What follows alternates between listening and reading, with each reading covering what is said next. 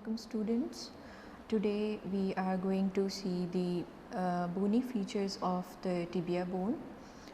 As we know that tibia is the bone of leg region. Along with tibia there is also another bone which is the fibula. So they both form the bones of the leg. Now if we see the tibia, it is present on the medial side of the leg. So it is basically a medial bone. Like all other long bones, it has the upper end, then it has a shaft, and then the lower end, right? So this is the long bone. Now we will see the features of the tibia one by one. First we will start with the features of the upper end. So let's see what are the bony features of upper end. Okay, now in the upper end it has two condyles, this one and this one. Between the two condyles, here is the intercondylar area and then the tibial tuberosity. So these are the features of upper end. We will see one by one. So we start with the condyles first. If you see here, this condyle is larger as compared to this one. So this is the medial condyle, which is larger and somewhat oval in shape. If we see this medial condyle, in its central part it is bit concave. It directly comes in contact with the condyles of the medial condyle of the femur, and the flat peripheral area is flat and it is covered by the ligament, right? Meniscus. So meniscus is basically what? It is a fibrocartilaginous disc which is attached over this peripheral part, and it separates the tibial condyle from the femoral condyle because here the knee joint is formed. Then if we see the posterior aspect of the medial condyle, over here we can see a groove. Now these grooves are for the presence of the muscles. Then if we see on this its lateral aspect of the medial condyle, it is bit raised and form a tubercle, which is known as the medial intercondylar tubercle. And then we move on to the lateral condyle. The lateral condyle compared to medial condyle is bit smaller and somewhat circular in shape. Again, the central part is bit concave and directly comes in contact with the lateral condyle of the femur. The peripheral part is flat and is covered by the lateral meniscus, which separates this tibial condyle from the femoral condyle. So menisci are basically present because here the knee joint is formed. So it's a fibrocartilaginous disc which basically lubricates the joint cavity and it acts as a shock absorber. So just in front of this lateral condyle, if we see this, this is a flattened impression over here on its anterior aspect. And if we move to the posterior aspect of the lateral condyle, just like here, behind and backward, we can see another flattened impression. It's known as facet, fibular facet. So this is the fibular facet where the upper end of the fibula gets attached to form the tibiofibular joint. Coming to the intercondylar area, this is the intercondylar area. This is narrowest in its middle part, and this forms the intercondylar eminence. Now, intercondylar eminence consists of what? The two tubercles, the medial intercondylar tubercle and the lateral intercondylar tubercle. So, this is the intercondylar area. Anteriorly bit smooth and posteriorly it has sloping part. Now coming to the tibial tuberosity, this is the tibial tuberosity. Here in the middle part it has a line which is known as epiphyseal line. It divides the tibial tuberosity into upper smooth part and this lower roughened part. Now this is all about the upper end of the tibia. Now we will see the features of the lower end, then we will do the shaft, and in the end we will do the side determination to which sides this tibia belongs, right side or left side. So first we have to see all the features and then the side determination. So let's start with the lower end. Now moving on to the lower end. Okay, if we compare the upper end with the lower end, the upper end is bit expanded. If you see, this is bit expanded and enlarged. The lower end is not that much expanded, and it has 5 features, 5 surfaces. This is the anterior surface of the lower end, which is quite smooth in its upper part, but in the lower part it is roughed and grooved because the certain tendon, muscles and the arteries or nerve, they cross through it, so that's why it becomes roughened and grooved. So this is the anterior surface. Then the medial surface, again it is smooth and subcutaneous and projected downward. If we see this projection over here, this is known as the medial malleolus. Medial malleolus basically is a subcutaneous projection we can feel on the medial side of our ankle joint. Then on the lateral aspect, if we see the lateral aspect of the lower end like this, it is triangular and forms a notch. This notch is known as fibular notch. So here the lower end of the fibula gets attached. So this is the fibular notch. And if we see the inferior surface, it's again smooth and articular. This inferior surface articulates with the bones of the foot to form the ankle joint. So we have, then there is the posterior surface. Posterior surface is again bit rough and grooved. Certain structures like muscles and the nerves, they cross through it, so that's why it is grooved. So this is all about the lower end.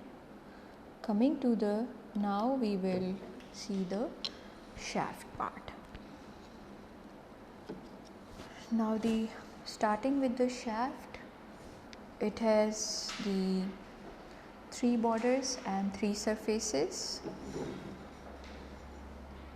If we see, there is a sharp crest like border which starts from the inferior margin of this tibial tuberosity.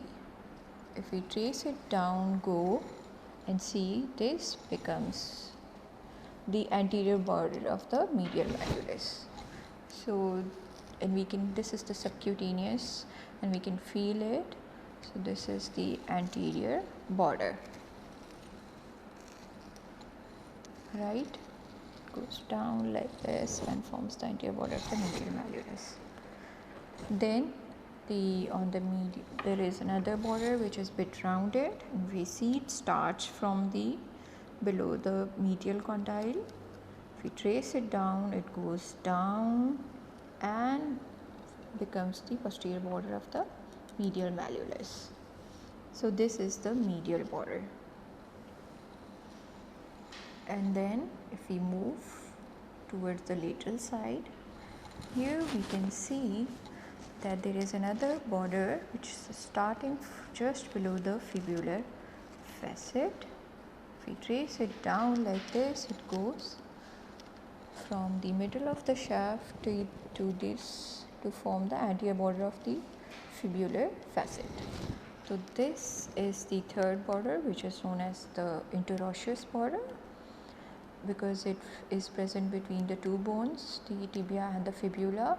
Interosseous membrane is attached over here, so it is known as the interosseous border. It is present on the lateral side, so it is also known as the lateral border.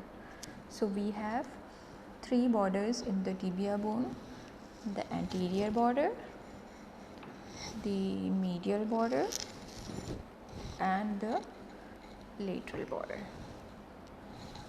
Okay, now the surfaces between the anterior border and the medial border, there is this smooth subcutaneous surface, this whole, it is known as the medial surface. It is also known as shin. Then if we move on to the lateral side, if we move the bone between this is the anterior border and the lateral border, this is the lateral surface, right? And then if we turn the bone between the medial border and the lateral border, posteriorly we have the posterior surface. In the posterior surface, if we see just above, below this late fibular facet, a line is arising which is known as this is the ridge basically, is known as the soleal line. So this soleal line, it starts below the fibular facet, goes down and merge with the medial border. So the soleal line divides the posterior surface into upper triangular area and lower elongated area. Just near the soleal line in the elongated area, if you can see, here is the nutrient foramen. My pencil nib gets into it. This is the nutrient foramen, from where the nutrient artery enters into the bone. So these are the bony features of the tibia bone. Now first we will do the side determination. Okay, for side determination, we know that the upper end, it is bit expanded, enlarged as compared to the lower end, right? So, and then on the lower end, if we see, there is projection which is on the medial side, called as medial malleolus, and we have this sharp crest like border anteriorly. So these features suggest that this is the bone of left side. So for side determination, you have to see these features. The upper end expanded, sharp, crest-like border, anteriorly, lower antepay projection on the medial side, which is the medial malleolus. So these features will help you to determine the side, to which side the bone belong, right or left. Now the coming to the attachments of the tibia, we will see that certain muscles they gets originated from the tibia and certain muscles are inserted on it. So let's see. So we'll start with the upper end and from the medial condyle. Okay, now on the medial condyle, on this groove, if we turn this and see this groove here, the muscle is attached, inserted, which is known as semimembranosus. So semimembranosus is inserted on the groove behind the medial condyle. Okay, the upper, because here the knee joint is formed, so mostly we will see there that there are the capsule and ligaments and attachment of the menisci. So the here on the upper border there will be, obviously we cannot see the capsule over here, but this is the area of attachment of the capsule of the tibial collateral ligament. Then coming to the lateral condyle. On the lateral condyle, again here is the attachment of the capsule and the menisci, and then if we see this flattened impression on the anterior aspect, here the iliotibial tract is attached, and if we see above the fibular facet, this is the grooved area. This groove, through this groove passes the tendon of popliteus muscle, and this popliteus muscle tendon crosses and gets inserted over this upper smooth triangular area just above the soleal line. So popliteus muscle is inserted over here, and below the fibular facet, here just anteriorly, the two muscles, the extensor digitorum longus and peroneus longus, they gets originated from here, and then the intercondylar eminence. From before backward we will go, so we will see certain capsules and the ligaments. If we see, this is the anterior smooth area just in front of the medial condyle. Here would be present the anterior horn of the medial meniscus. Just behind that, the anterior cruciate ligament, and behind anterior cruciate ligament, just here in front area of the intercondylar eminence, the anterior horn of the lateral meniscus, and then this posterior sloping area, the posterior horn of the lateral meniscus. From before backward we will go. Just behind the posterior horn of the lateral meniscus is the posterior horn of the medial meniscus, and then the posterior cruciate ligament over here. So the ligaments, they are attached in the intercondylar eminence, and if we see the upper smooth part, here the ligamentum patellae is attached. Okay, now coming to the surface, that is the medial surface. So certain muscles, they are inserted over here. On the medial surface, sartorius is attached, inserted over here. Then then the gracilis muscle, and then the semitendinosus is inserted over here on this medial surface. Okay, just to see the exact location of the insertion of these muscles, you have to open up the book and the atlas that will show the markings of the insertions of the muscles. Okay, then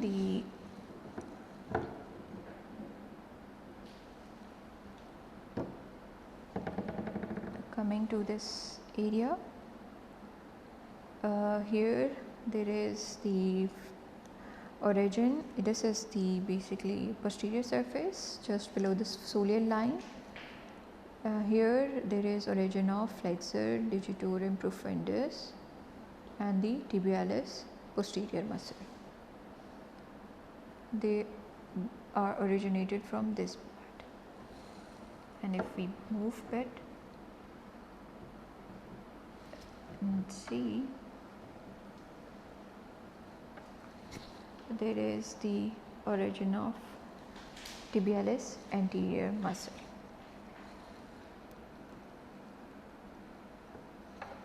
Okay, now coming to the lower end.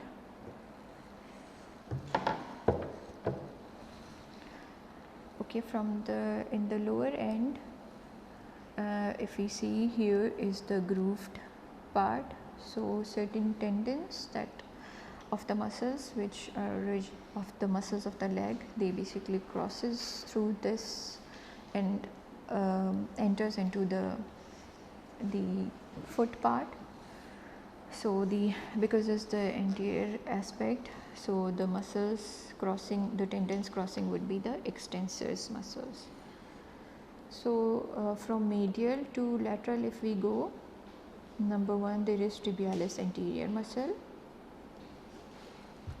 Then there is extensor hallucis longus, which hallucis means going to the thumb.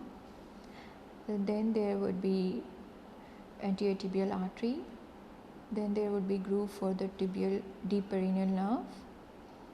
Then there is extensor digitorum longus and peroneus tertius. So these tendons, they crosses through this part, creating these impressions or grooved part from medial to lateral. Whereas if we see this medial surface, from here goes the great saphenous vein. Okay, if we turn this, it comes to the posterior part. Now this is the medial malleolus. So the structure which crosses through this posterior part from medial to lateral, number one is the tibialis posterior tendon. Then there is the flexor hallucis longus, then the posterior tibial artery, tibial nerve, and extensor digitorum longus tendon. So these crosses through this this part, creating these ridges. Okay, so this is all about the attachments.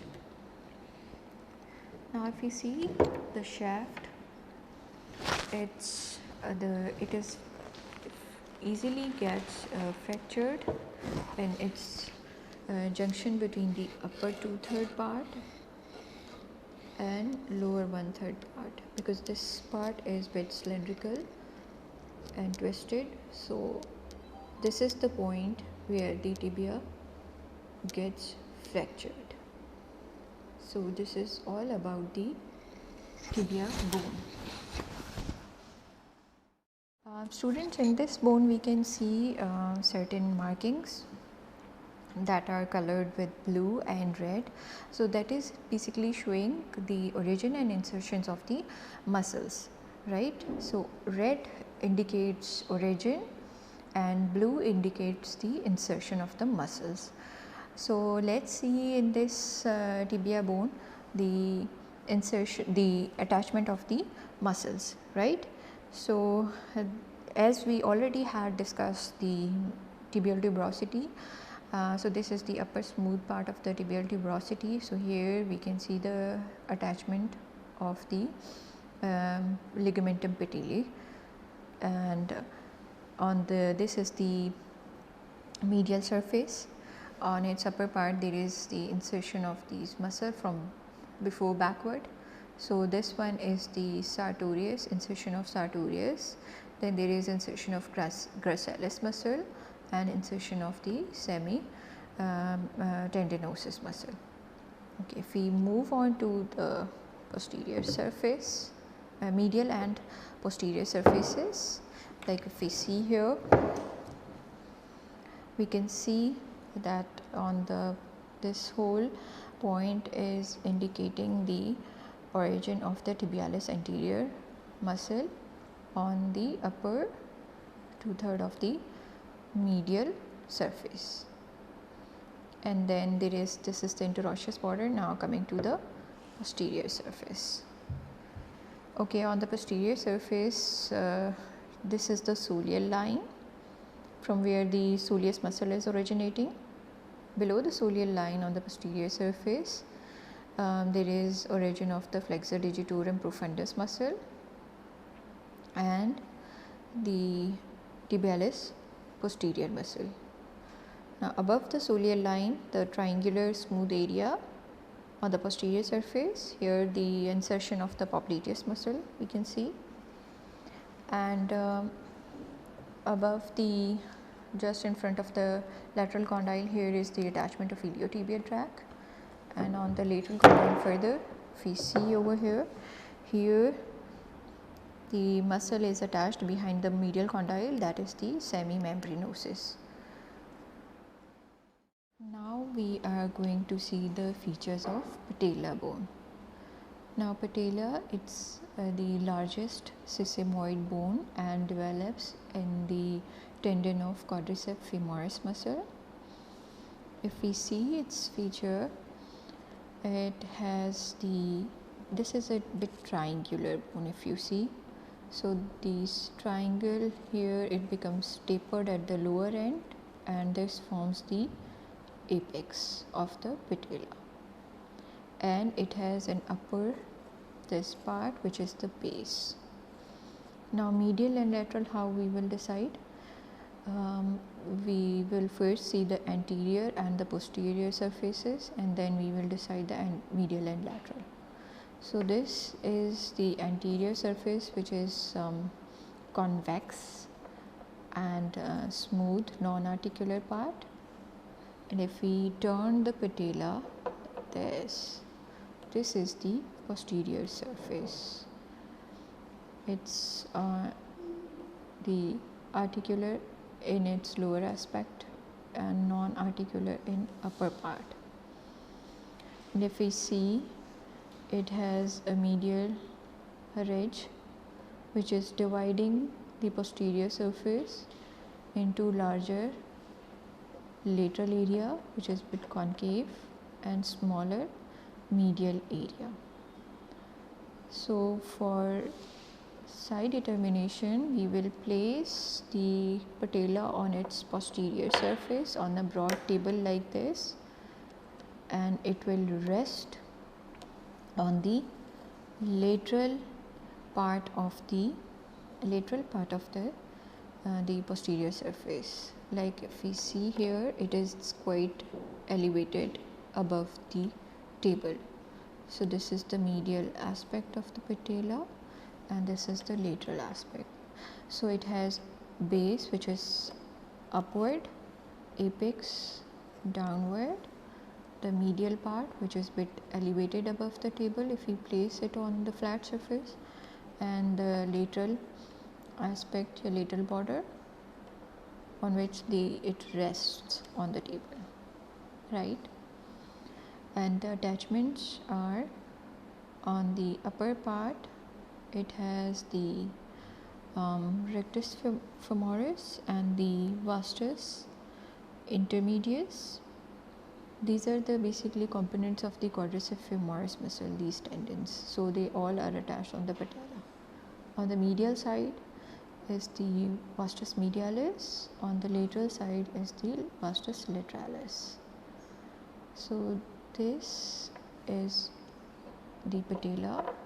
On the posterior aspect, if we see the medial part, this medial part is again divided into two areas by this ridge, right? So this is all about the patella.